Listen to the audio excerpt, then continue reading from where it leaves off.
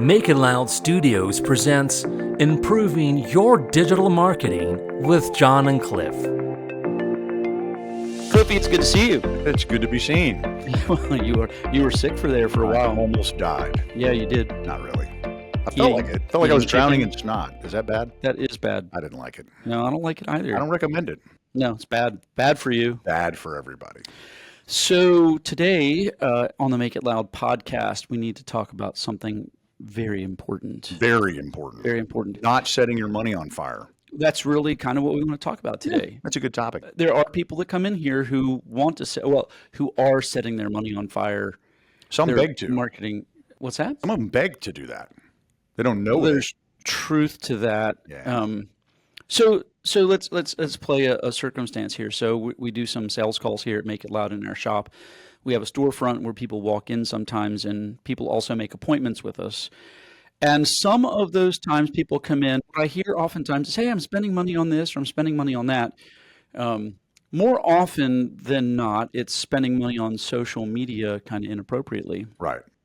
So you would think that any money you can spend on your business is a good thing, but that's not always the truth with respect to digital marketing. As we've said on our other podcasts, digital marketing really can be a black hole for you if you don't know what you're doing and you're spending money in the wrong place. And the problem is there's so many different options for digital marketing. There are. It's hard to know where to invest appropriately. So everybody thinks they should spend, should be everywhere at all times. And that's just not the case. Not at all. The general scenario is this. People walk in, they're like, my website isn't doing anything. I'm not getting any calls, and I'm spending money. The number seems to be like $500 a month on social media. Is that the average? Yeah. Well, that's when people come in and they're doing posting. Kind of that's what they're spending. I'm paying this girl $500 a month and she posts to my business page, and it looks really good. The work she does is really good, but I'm not getting any calls, and I don't understand why. Well, what's the math on that? Well, the math is not really. Because you like math. I do like math, especially when it's, when the odds are in my favor. So, or the bank account yeah, goes up versus down. And ultimately, that's what we're trying to do for you guys, is to make it so the odds are in your favor. But people come in and they go, well, I'm posting to my Facebook page or Twitter, and she's kind of cross-posting, and I'm not getting anything. And when I look at it, you go, okay, so here's your business page, and you have, we'll simplify the math because we don't do it well without calculators, but I have 10 followers. Woo. Well, let's go 100. Let's do that. Let's At least do that. that. Most people have 100 friends, so they've asked their friends to follow their business page, and they've got 100 followers. And I say, okay, so let's run the math on this 100 followers. First off, the posts you're creating on your business page for Facebook are only going to that 100 people. So it's kind of like, you have to understand, when somebody follows you, it's kind of like an email list. Right. So now every one of those posts goes to people who know you and love you already, and that's kind of not the point to start with. They've probably spent as much money with you as they're going to for a while. That may very well be. Now, it can be, if you've got some clients in there, past clients in there, it can keep you in front of them, kind of. Ish. But the math is bad on that. Right. So essentially, it's about 2%. Your post gets seen by 2% of your followers. That much, huh? Yeah. So if you got 100 followers, 2% is two. Yeah, I can do that math. Yeah, you can. Yeah. It's not so good. Not so good. So then if you're doing posts 3 times a week, that's 6 people a week. Probably 4 the same. Maybe. But that's what Facebook is delivering. That's kind of the math. That's their metric. It delivers to about 2% of the people who follow you. So, this lady goes, you do the math, and you go, okay, well, your posts that you're spending $500 a month on are going to 24 people who already know you and love you, and is that good money to spend? And the answer is just no. Maybe we should boost. What do you think? No, boosting posts is not a good thing either. And I know Facebook, Instagram both do these things. The boosting posts, well, let's talk about paid advertising first on social media. Oh, the thing that will actually bring you clients? It will. So Meta, which is the mothership company for Instagram and Facebook, they do have an advertising platform, a paid advertising platform, and it's good. And the nice thing about Meta is that they've been extorting information out of you for a dozen years. So they're very good at delivering a client or somebody who's kind of interested in your services. And they, in this platform, they talk about, how much money people spend and have, their personal incomes, and they know your business and all of this other stuff. So they've extorted a lot of information about you that's been very, very good. The problem is they also offer this other kind of paid platform, which is really just boosting posts. And in my estimation, it's, hey, boost this post for $5, boost this post for $10. And that's not really using their advertising platform.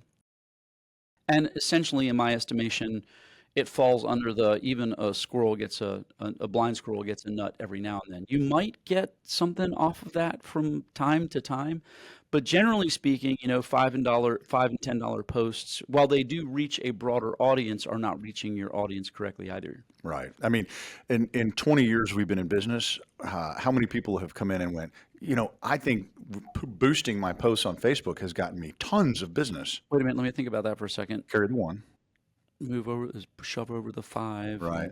Maybe this isn't a shove over problem. No, there's no shoving. It's 0. It's exactly 0. A big donut hole. Nobody has ever come in and Nobody's ever come in and said, yeah, that's a really good marketing strategy. So in my estimation, it's, Meta taking your money $5 and $10 and $20 at a time, which is kind of the subscription model, right? That's what people do these days. They make money on subscriptions, and it works for them because people go, oh, this is really going to help me, but it just doesn't. Well, even if half the gazillion people on Facebook donate $5, that does a lot for Zuckerberg's bank. It really would. He's not hurting for cash. He's going to make it. He's going to pull through in this economy. Yeah, I think so. Yeah, I think so. So there is an advertising platform in Meta that really is good. And you can use that, and when you use it, it shows your ads to people who are outside of your following. Right. Your following. So this can bring in new clients. So you certainly want to use their paid advertising space no matter what, because it's putting you in front of people who don't know you exist. Where posting to your business page really only puts you in front of people who know you exist already. Right, and that's if Facebook makes sense for your business. Well, that's the other thing. I mean, not. Social media marketing, and for whatever reason, people seem to be misspending there hugely over all the other, choices in digital marketing. But you have to consider, is Meta the place for me to go spend? Now Meta is a really good place to spend money for social media. So by and large, Instagram reaches the 40 and under crowd, and Facebook reaches the 40 and over crowd. So it's not a rule, but that's generally speaking, that's kind of where it goes. Because I'm a day or two over 40, and I've bought stuff off Instagram. Yeah, I bought stuff off both, actually. Yeah. Okay. Yeah, some good experiences, some not. Right. Most of mine have been pretty good, actually. Have they really? I bought some stuff that didn't get sent. Oh, yeah? And I bought some stuff that was snake oil. Should I send them now? Oh, sorry. Yeah.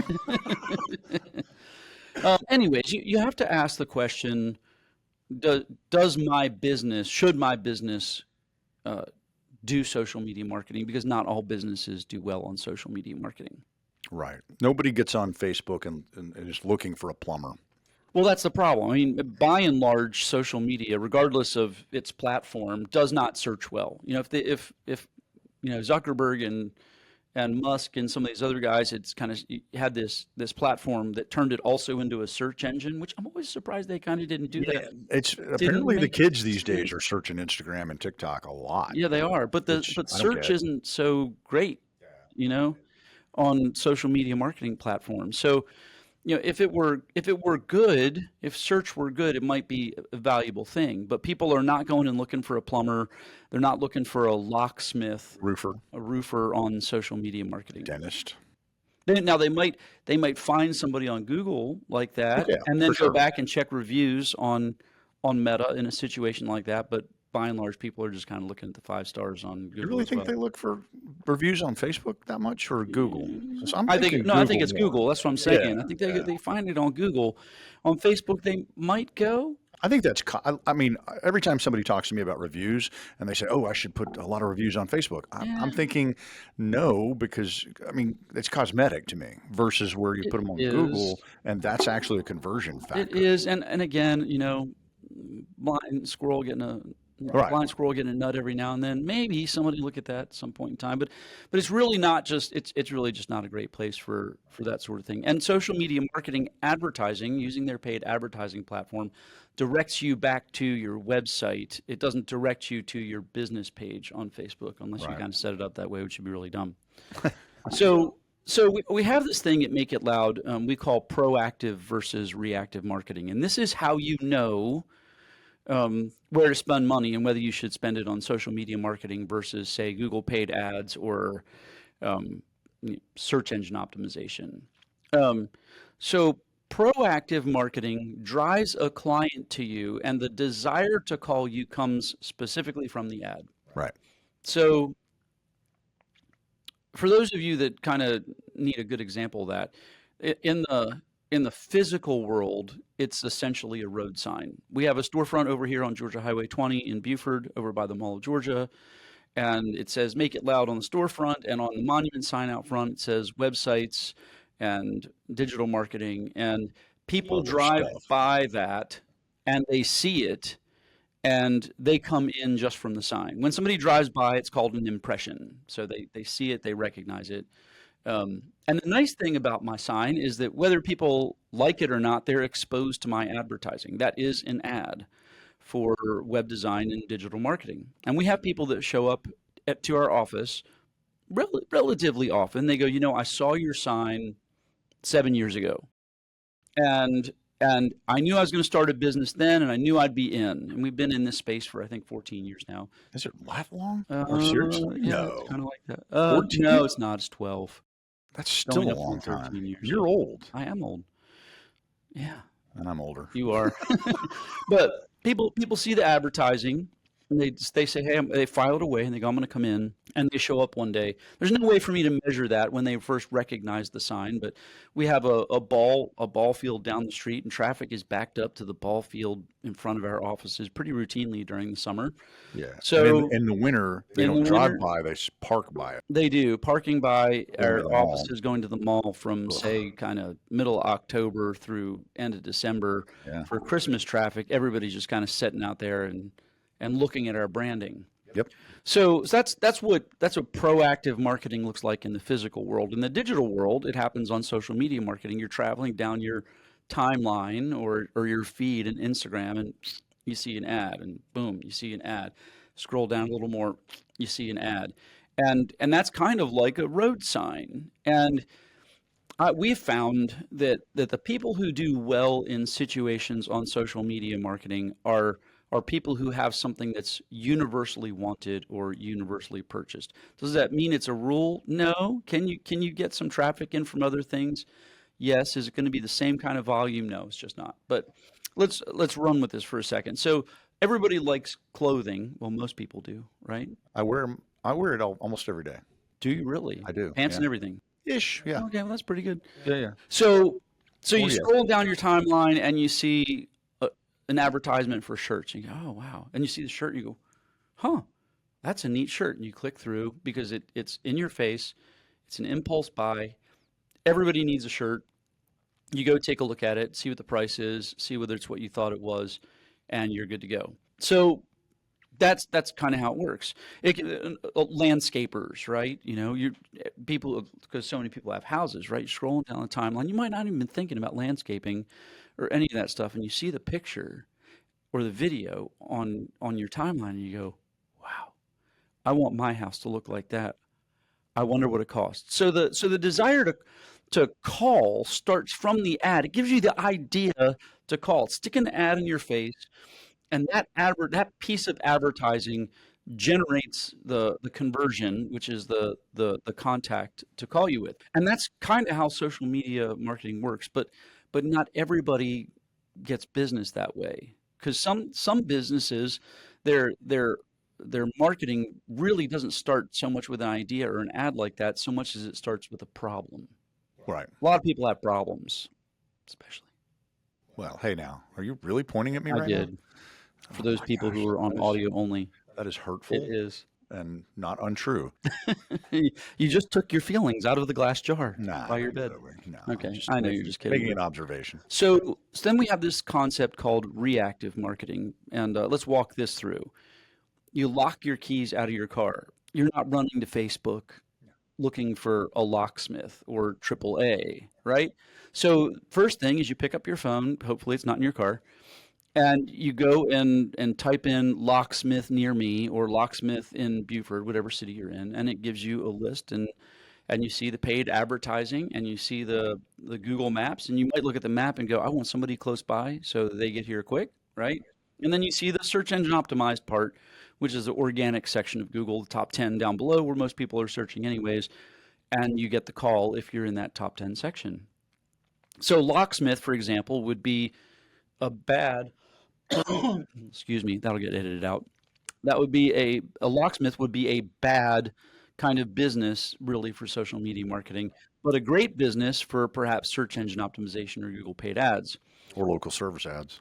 Absolutely. So if your business is kind of starts with a problem, like I had a problem last week, the cats turned on the water in my laundry room in the middle of the night, and when we got up in the morning, there's an inch of water all over my house. Side note, 2 cats are for sale now. They are. Actually, no, I've got a reservation at the Chinese food restaurant down the street. Very nice. So, by the way, no cats were harmed during this podcast.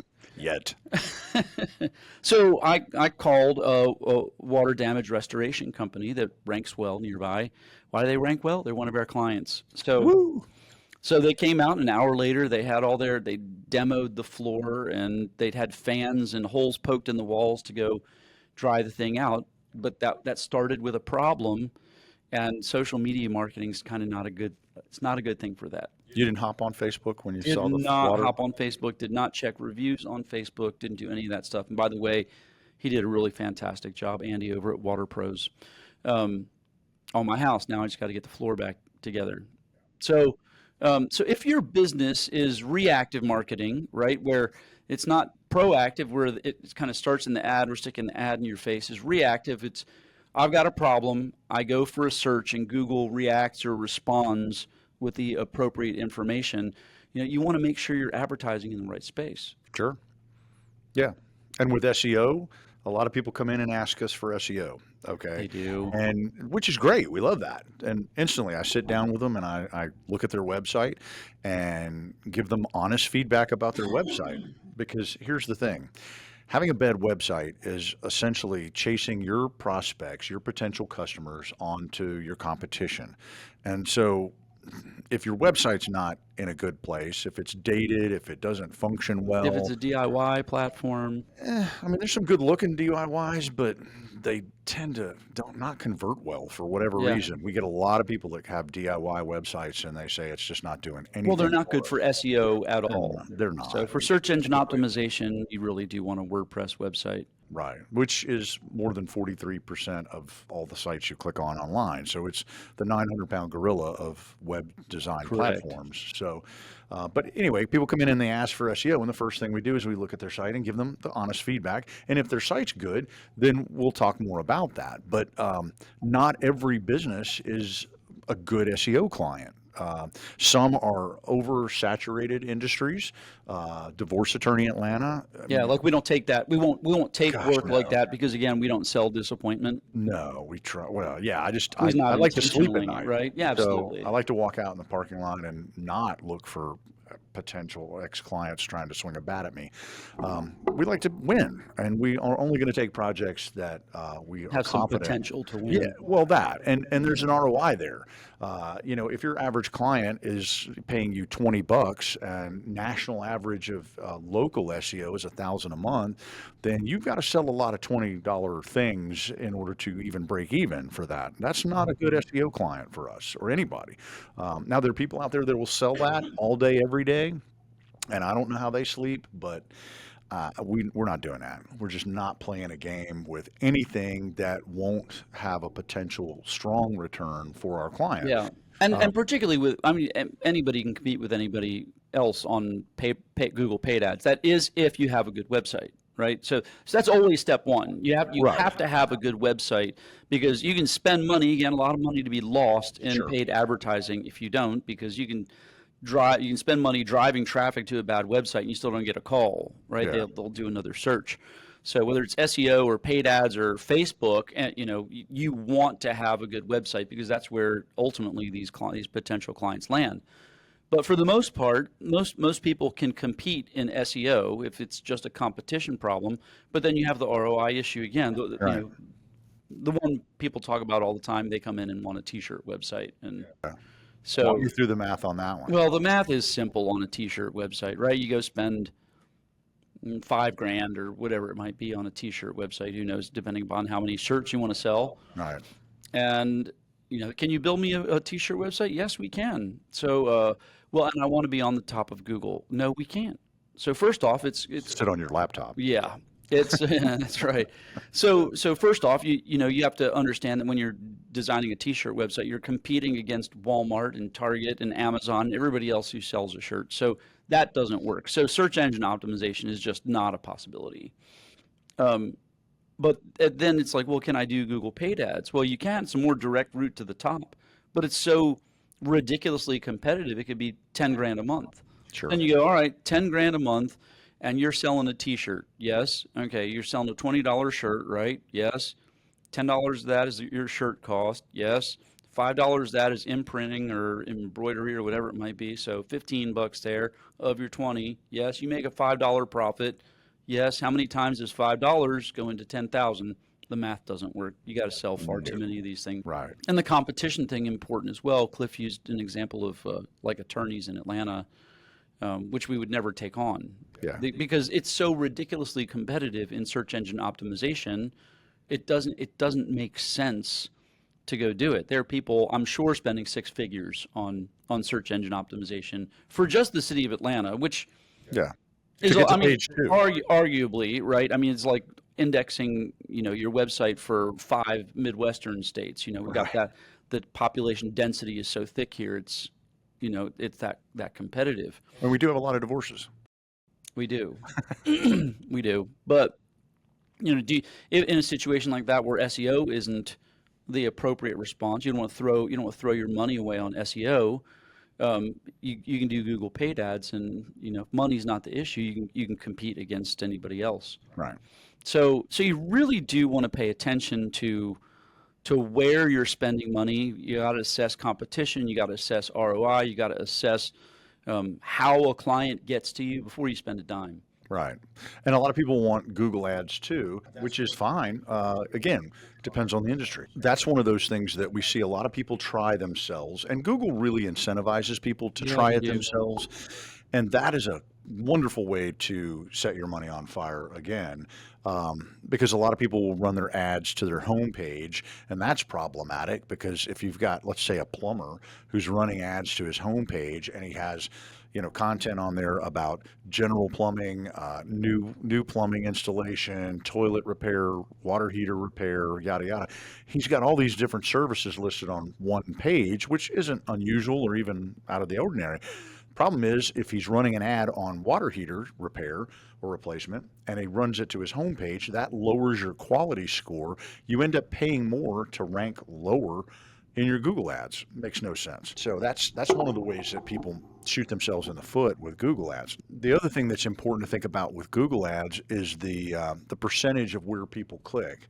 Now, old data tells us that people were clicking around 4 to 6% on the search results page, about 10 to 15% on the map listings, and about 30% on the organic. I say that's old data because AI overview has been introduced, and that throws those numbers all off. So, but the old data even tells you instantly that people weren't clicking on the ads nearly as much as they were clicking on the organic. So, and today we don't know how much people are clicking on the AI overview stuff.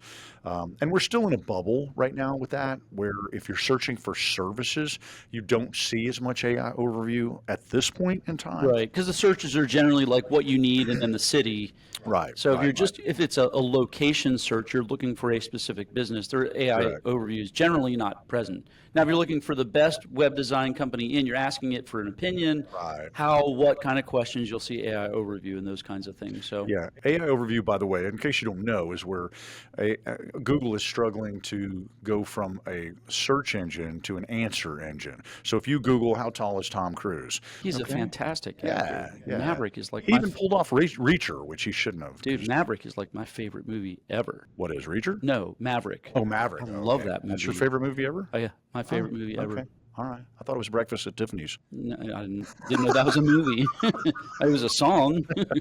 Yeah, it was a movie before it was a song. Anyway, what were we talking about? I have no idea. No. So, I mean, the AI overview is Google's effort to provide more answers. So informational searches are where you're going to see that more than commercial searches. However, that's probably going to change.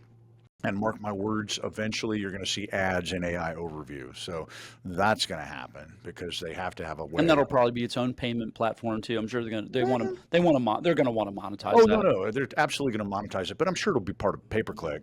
I mean, that just makes sense. So Yeah.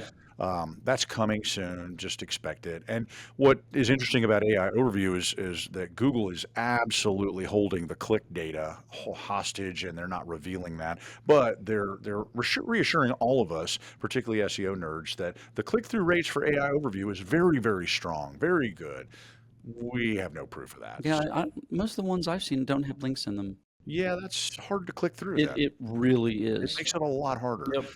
And we're seeing, in our SEO efforts that we're getting more people mentioned in AI, ChatGPT, AI Overview, Perplexity, etc. So that's a thing, and that's a great example of how SEO is expanding to almost everywhere at this point. Yeah, and we were talking about this over lunch. Is SEO still a thing? Absolutely. Search in the days ahead is just going to be more fragmented. Where Right. Google's been the 100-pound gorilla. And it'll still continue to be a force in this. There are going to be other places where people are searching. In fact, we had our first client walk in from a search in ChatGPT Right. a couple weeks back. Yeah. So Super nerd, but that's okay. Yeah, it's We're all good right. with it. We're nerds. It's all right. We get it. Yeah, and generationally, younger people are more apt to go use that stuff 100%. than older really true. older folks. So What is AI? I don't even remember. there you go. We use it every day. That's all. Yeah. And So look, if you're going to go do some digital marketing, all we're saying to you is spend money in the right place, and make sure it's winnable. If you're going to go do that, make sure there's money left for you on the other side of it. I mean, that's ultimately the purpose of good digital marketing. You should have money left over, and it shouldn't be a money sucker instead of Well, no, I mean, it's all marketing is a trip to the casino every day, all day. True. However, with a little investigation, looking at some competitive analysis, that's an important thing to do. What's your competition doing? Are they doing Google ads? Are they doing Facebook ads? That kind of thing. Are you seeing their ads anywhere? Are they ranking well? That kind of stuff. Because that could indicate they're doing SEO. I mean, that's an important thing. But the other thing is to talk to people that will give you an honest opinion that aren't just invested in selling you something. Correct. And we've been at this 20 years, and we can work as effectively with you over Zoom and things like that. Sure. In fact, most of our conversation, once we do the initial consultation over Zoom, is done through email and telephone conversations and things like that. So, and if you want to work with somebody close to you geographically, we get that. I mean, that's why we have a storefront. So Right. there are advantages to having somebody there local for you that you can, sometimes you just want to shake a hand. A lot of people want to do that. We still meet with people because they want to know they're digital marketers, and we're those kinds of people. So I get that. What does a digital marketer actually look like? How many tattoos do they have? Yeah, tattoos. I So have you none. want to find somebody who's been at this a while. We've been at it 20 years. Find somebody like us in your local area. They're out there. There are good people out there doing it.